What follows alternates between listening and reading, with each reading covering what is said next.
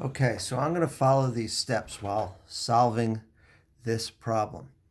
Um, okay, so read the problem. First step, read the problem until we understand what's going on. So that may take more than one read through, although this one's pretty straightforward. So, as I was driving to my daughter's marching band competition, I saw a car stopped in the lane in front of me. I was driving at 24 meters per second, and I was able to stop the car before hitting the other car. While I was slowing, my car went 72 meters towards the stopped car. Okay, so, and we're asked for what's the acceleration. So the first thing we have to do is figure out what's going on.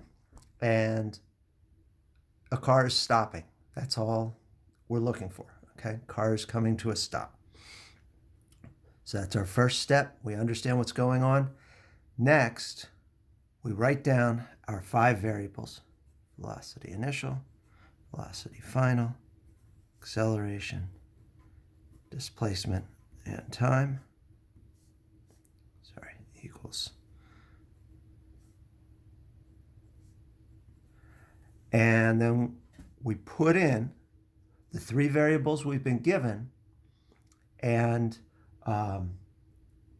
figure out which one we're looking for.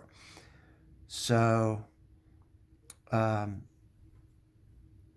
car is coming to a stop. That's velocity final will be 0. So 0 meters per second.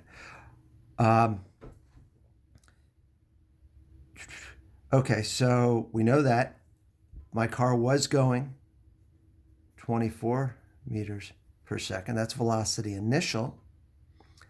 And it traveled 72 meters while stopping, 72 meters.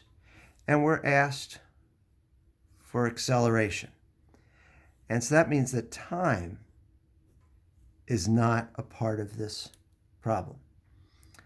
Okay, so we go and look at those 4 equations we have, and we figure out which one does not have time in it.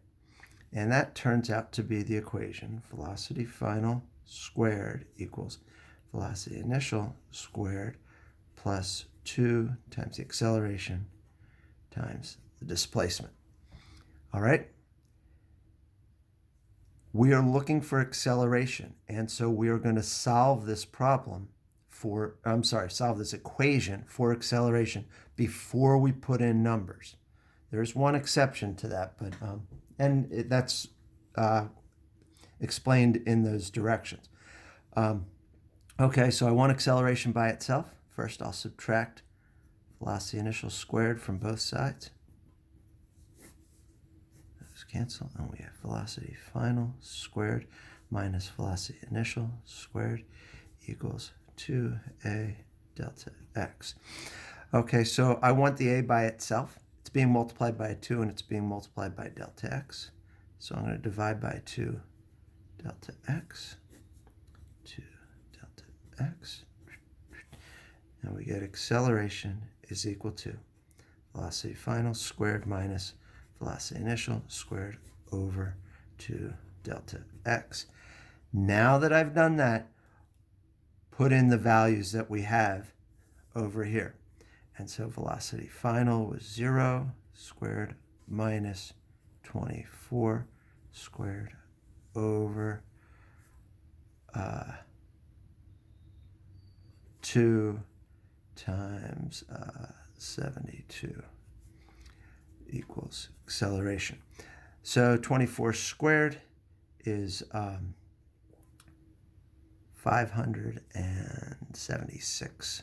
And so there's a negative there. Negative 576 over 2 times 72 is 144 equals our acceleration. And so our acceleration is equal to negative 4 meters per second squared. Okay? And so then we have to think about what was going on. The car is stopping. So our final statement, while the car was slowing down, its acceleration was negative 4 meters per second squared. All right? And so that's what we have to do in each of these problems. Follow all of those steps. Okay? So that's it for today. We will do more of the problems tomorrow.